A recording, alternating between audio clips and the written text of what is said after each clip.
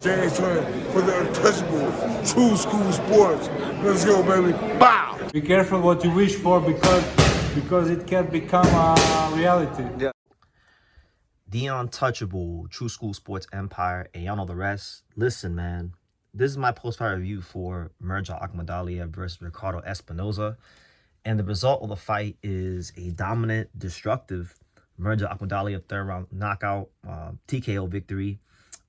It was a good fight. You know, it was a good performance. This is actually, I would say, in my opinion, one of the most impressive performances of Murodjon's career because, you know, my criticism of Murodjon to a lot of people in boxing that like to big him up is that, you know, he hasn't had a ton of performances that I can put to memory, you know, that I was really overly impressed by. You know, he wins fights, but to me, he can punch, but I haven't been impressed. To me, this is probably like the first win of his career where I could say I'm actually thoroughly impressed.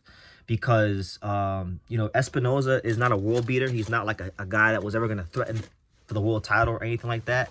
But Espinoza's been in there with some good names like John Rio Casimiro and Danny Armand. He even took Danny Armand the distance. And for Akhmadaliev to knock him out in 3 rounds, it is a statement. And he maintains and holds his mandatory position. And Akhmadaliev is getting blessed by God because Sam Goodman keeps pulling out of everything. You know, Sam Goodman's doing his best Murodjon impression, pulling out of everything and getting injured and just, you know, delaying this fight, really screwing up the timeline of the division.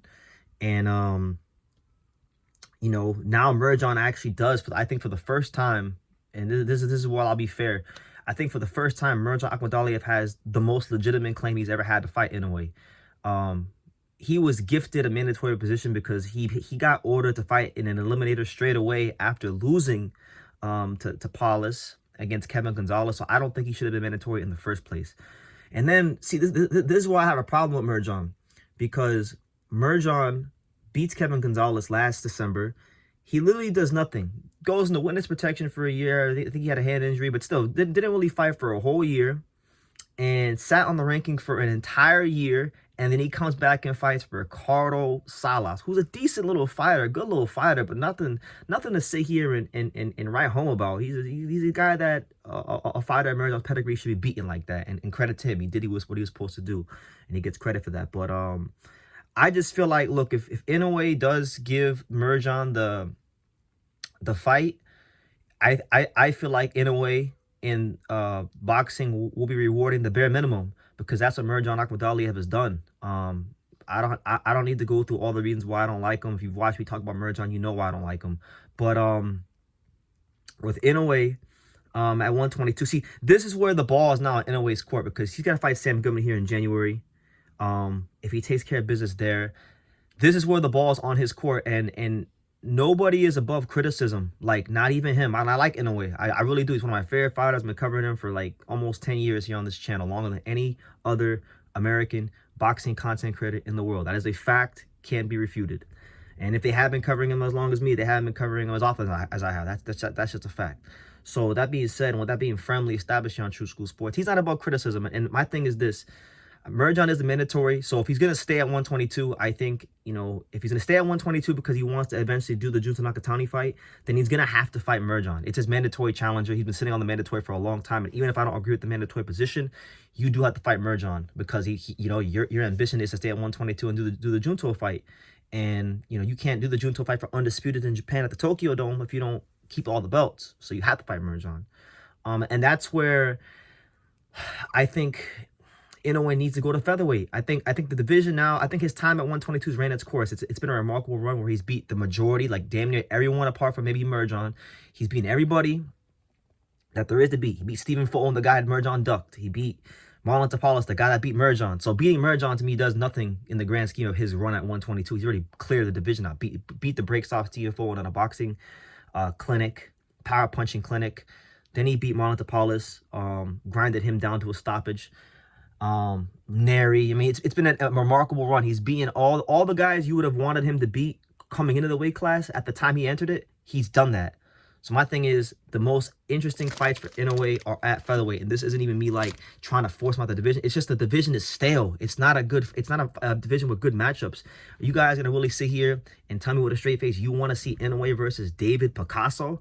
We don't want to. Nobody want to see that shit. The only good thing about that fight is that fight's gonna be in America. Are you guys really gonna? I mean, some of you out there might actually want to see him versus Murodjon, because people just regard Murodjon highly because he's Uzbek, and there's this like segment of people in the boxing community that if anybody's not American and they're Russian or Uzbek, then they're gonna automatically give him praise because they had 300 amateur fights, even if they really haven't lit the world on fire as a pro. So, you know, there's that. But I just think matchups against the likes of Rafael Espinoza, Angelo Leo, Nick Ball, Bruce Carrington, Stephen Fulton rematch, Brandon Figueroa, and the list goes on and on and on. Mirko Cuello, if he gets a title in the future.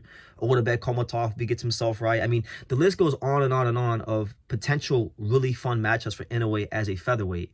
And I think for him to grow as a fighter and to really enhance his legacy even more than greater than it already is, I think the move is to go to featherweight.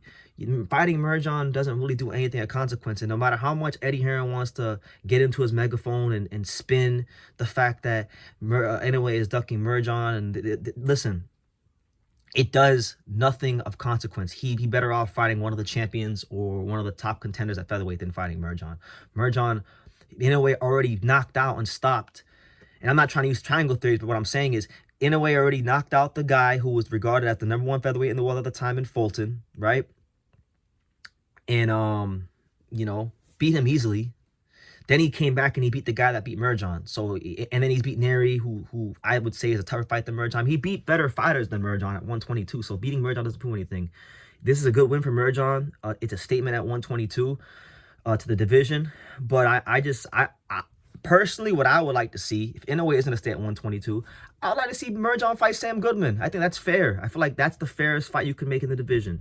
Sam Goodman, in my opinion, has now put himself on the Murodjon level of fuckery, pulling out of these fights because they can't train properly and he gets getting cut in camp and all that stuff. So he's no better. He's just a little bit better than Murodjon, but not far off as far as, like, you know, how he's been handling things, you know, going into the Inoue fight, pulling out and holding up the division. Murodjon already said what I needed to say about him. I think they should fight each other because they're both mandatories and two sanctioning bodies, have a consolidation bout of sorts, and then the winner should fight Inoue. I think that's how it should be. But they're not going to do that because, you know, Goodman's handlers are going to want their payday. Inoue's handlers are going to want their payday because Lord knows they're not going to make no money off Murodjon unless they do fight Inoue. So I understand why they wouldn't do it, but for the competitive integrity of boxing, that's what I think should happen, because it's ridiculous. It's getting ridiculous. And this is the last point I want to drive home, because I know this is supposed to be my Murodjon Espinoza video, and he looked good. Like, I give him his credit. He looked good. Espinoza came forward. He kept finding hard, aggressive counter punches and walked them into those shots all fight long. And Murodjon's got very heavy hands, so you can't be walking into the big left hand and the really tight and precise right hook, because those things will grind you down. But this is my last thing I'll say about this. Inoue, the ball's on his court. At the end of the day, Inoue is the money man around these weights. So whatever he wants to happen, ultimately, more than likely it's going to happen. The same way you could say the same thing for Canelo. So I just think if Inoue wants to go to featherweight after the Goodman fight, he's well within his rights to do that, and he should do that, and it will happen. You know, if he doesn't and he wants to stay there for this Junto fight, well, then I'm gonna have to start being a little critical of Inoue, because everyone knows the better fights are at at featherweight. Everyone knows that he's filled out enough. If you look at the pictures of Inoue, he looks like he's filled out enough to be a featherweight. We keep hearing about the Junto Nakatani fight, and I'm not saying Junto won't move up, but as of right now, Junto has not moved up. Junto is at 118. So if a guy is not in your weight class and you're talking about fighting him and staying in this weight class to fight him later on, but he's not in your weight class, well, that's hypotheticals. I don't deal in the land of hypotheticals. I deal in reality. He's not in your weight class right now. So I don't even believe in the Junto fight until I see Junto have a fight at 122. So you need to go to featherweight. Like, go to featherweight. I'm tired of Inoue talking about staying at 122 to fight guys that nobody gives a damn about at this point. He fought all the guys we gave a damn about at featherweight. He fought them, and he showed his greatness, and he showed how much of a legend he was. It's ran its course. Go to featherweight. And I'm just saying this in advance so people don't get surprised when I start getting critical of Inoue.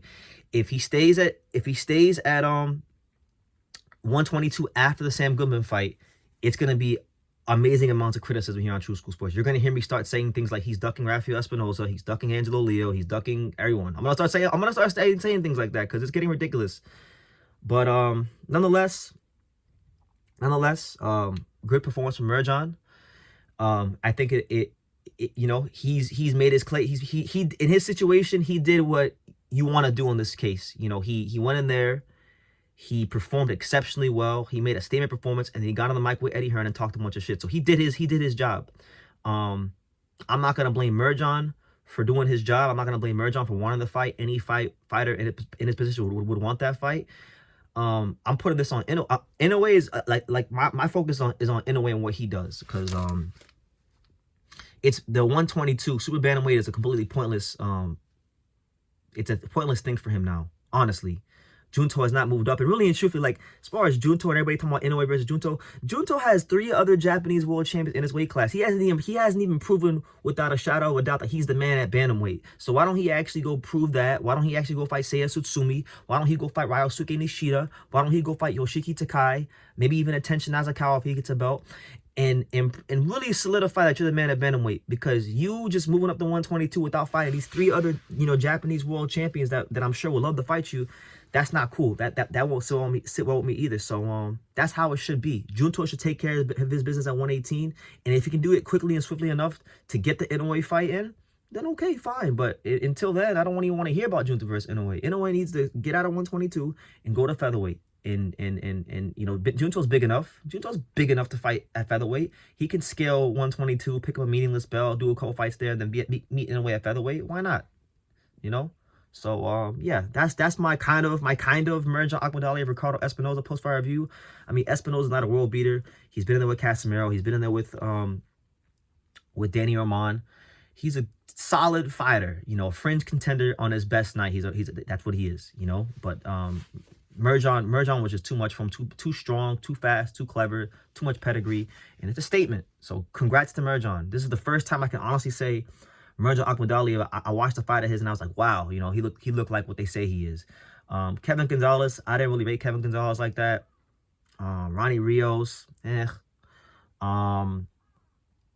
Roman was very questionable, but this is the first time I say, you know what, Murodjon looked like, you know, he might be able to do something. So shout out to him. Good performance. Did what he needed to do.